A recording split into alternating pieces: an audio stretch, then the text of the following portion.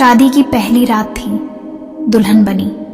मेरी पत्नी ने कहा, खबरदार मुझे हाथ मत लगाना, मैं किसी और से प्यार करती हूँ। ये जबरदस्ती की शादी हुई है और याद रखो तुम कुछ भी कर लो, मेरी मोहब्बत हासिल नहीं कर पाओगे। मैं तुम्हें कभी नहीं चाहूंगी।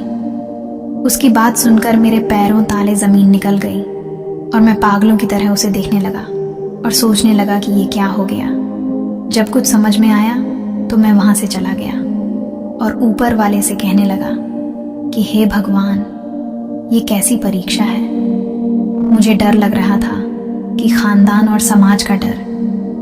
मैं एक मिडिल क्लास फैमिली से था और ऐसी बातों पर हमारे यहाँ इज्जत की धज्जियां उड़ जाती है।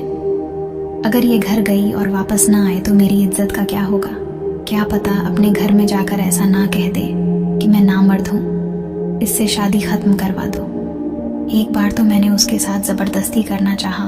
मैंने सोचा कि मैंने इससे शादी किया है, लेकिन मेरा दिल नहीं माना। मुझे लगा मुझे इस बारे में उससे बात करना चाहिए, मगर मुझे ठीक नहीं लगा कि मैं इस औरत से भीख क्यों मांगूं जिसने मुझे ठुकरा दिया। अगर इसे किसी और से प्यार था तो उसने मुझसे शादी के लिए हाँ क्यों किया। मना कर देती या पहले ही मुझे बता देती। मैं ही मना कर देता, मैं इससे खुद ही रिश्ता खत्म कर देता। बात शादी तक नहीं बढ़ती, मेरी जिंदगी बर्बाद तो ना होती। मैं छोटे घर का आदमी शादी पर सारी जमा पूंजी लगा चुका था। खैर सुबह वह अपने घर चली गई। कोई बात नहीं हुई। 3 दिन तक कोई हलचल नहीं हुई थी। 3 दिन बाद उसकी माँ ने मुझे कॉल किया कि बेटा तुम अपनी दुल्हन को लेने नहीं आए। मैं लेने चला गया। मैंने वहां पर कोई बात नहीं की। हम वापस घर आ गए। मेरी पत्नी मेरे सामने तो नहीं बल्कि बाहर जाकर घर की छत पर हर रात फोन पर किसी से बात करती थी।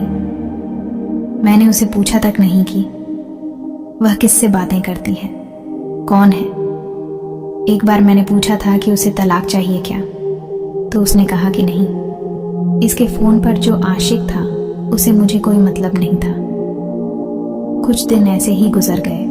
मैं काम से थका हारा घर आता तो वह फोन पर ही लगी करती थी। मैं हर रोज रात को बाहर से ही खाना खाकर आया करता था।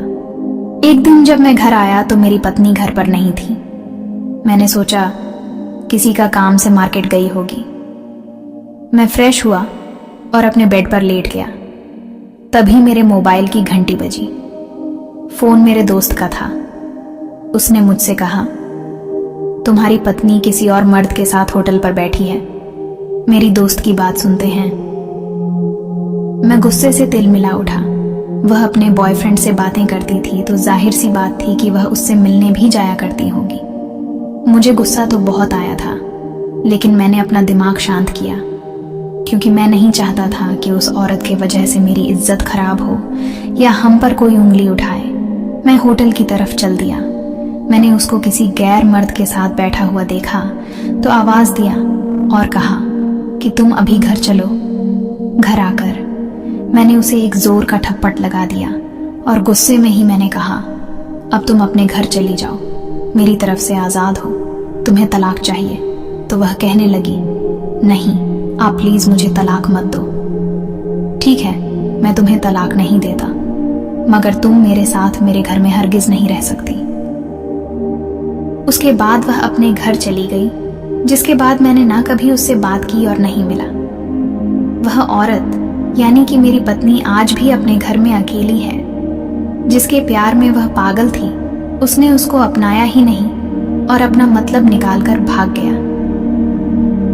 एक दिन रोते हुए उसका कॉल आया था। कहने लगी कि मुझे अपने नाम से हटाना मत, भले ही आप मुझे अपने साथ मात रखो, लेकिन तलाक मत देना, बस एक आखिरी ख्वाहिश पूरी कर दो। मैं उसकी आखिरी इच्छा का इज्जत रख लिया और उसको तलाक नहीं दिया। इसके बाद पूरे 3 साल से 4 साल लगे खुद को नॉर्मल इंसान बनने के लिए और औरतों पर यकीन करने में कि हर औरत ऐसी नहीं होती। फिर आखिर में मैंने एक दूसरी औरत से शादी कर ली।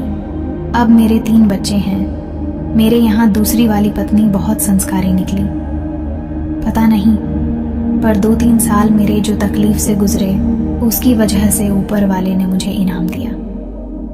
मेरी पत्नी के रूप में मैं ज़रा काम से देर से आता तो वह परेशान हो जाती है।